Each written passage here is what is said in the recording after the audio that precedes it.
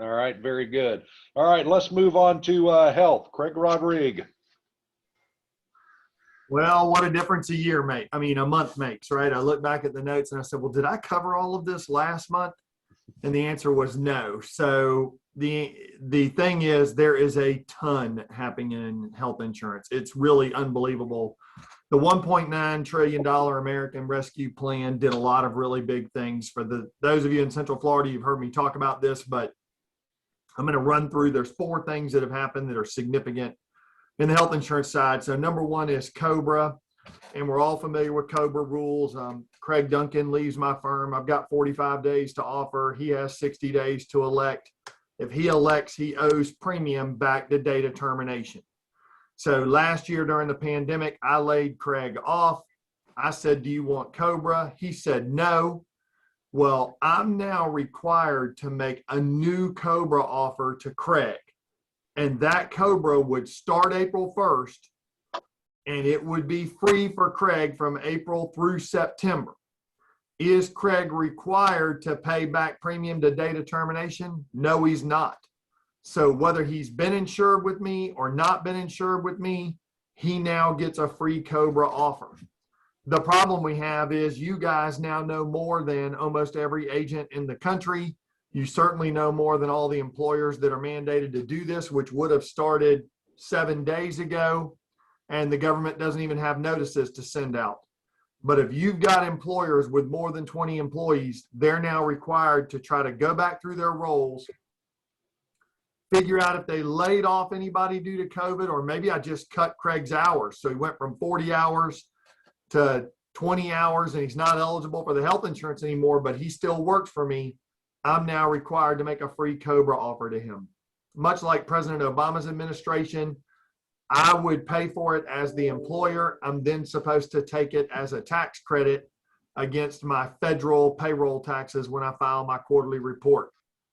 So that's huge. Number 2, if you bought an individual health plan from me off of healthcare.gov, and I said, okay, well, Jeff, how much you think you're going to make? And Jeff says, well, I think I'm going to make $20,000. I go, great, Jeff, you get a $1,000 subsidy. Well, the end of the year, he sits down with the accountant, and the accountant says, how'd it go, Jeff?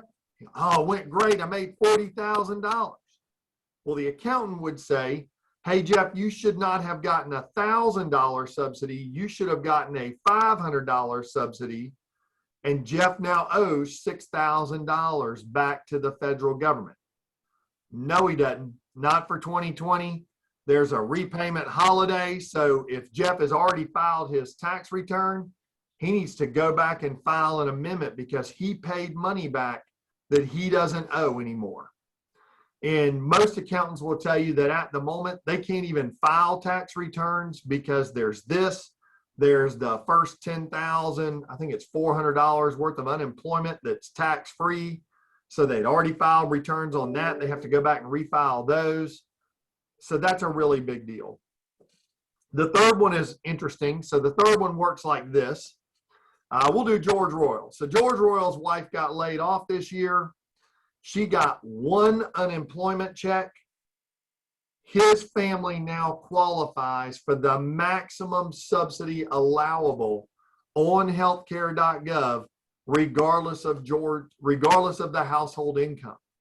So George made $300,000 this year. Congratulations, George. George made $300,000 this year. They now qualify for the maximum allowable subsidy, i.e. free insurance, because his wife got 1 unemployment check. Okay, so the last one is a little bit complicated, and I'm not showing you slides, so we'll do it like this. Everyone who is currently receiving a subsidy on healthcare.gov, their subsidy just got a lot bigger.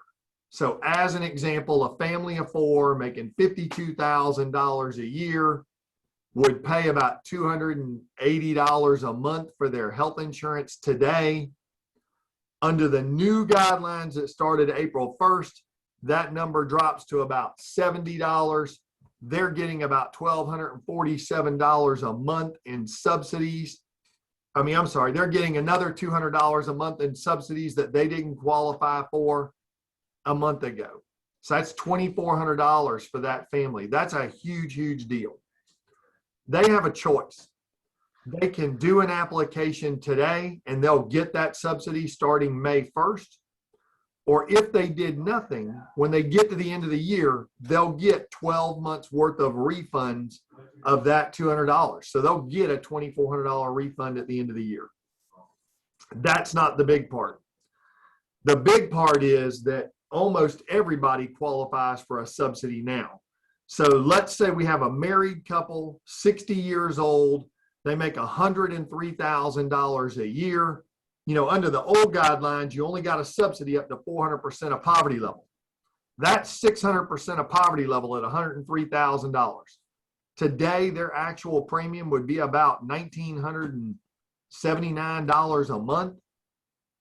However, the government has now said you won't pay more than 8.5% of your income for your health insurance. So if we go 103,000 times 0.085 divided by 12 is $729 a month, meaning that couple now qualifies for $1,249 a month in subsidies, $15,000 a year. Serious life-changing event for them. Here's the problem. They don't hear about it for 3 months, and they call me on the phone in 3 months and say, hey, Craig, I heard, I understand for a subsidy. I qualify for a subsidy now. Yes, you do, but they just lost $3,700 because they don't get that money until they do the application. So if they don't hear about it all year, you go 1247 times 9, there's $11,000 just gone in their life because they didn't hear about it. So I'm working extremely hard to try to get this word out. Any of you guys that have NAPA meetings anywhere in the state, you want me to come talk about them, or anywhere in the country, I'm happy to come talk about these 4 items, but it's huge. It's massive. I mean, that $103,000 a year family gets $15,000 a year in subsidies. If they made $150,000 a year, they'd still get $11,000 a year in subsidies. I mean, this is a big deal. So I'll stop there and see if anybody has any questions. So Craig, with all of the new subsidies and changes to laws, is the government paying insurance companies to, for those additional rates, or are we going to see massive rate increases in 2022, or how's that all going to work? Yeah, for the record, let's go back and refresh this because we didn't do it. Here's how this works. I run a quote on Jeff, his wife, and his kids, and I come back to Jeff and I say, hey, your premium is $1,280 a month. We just did the math, and we know at $52,000, Jeff's going to pay $80. The federal government is paying the other $1,200. So the insurance company still receives the full premium.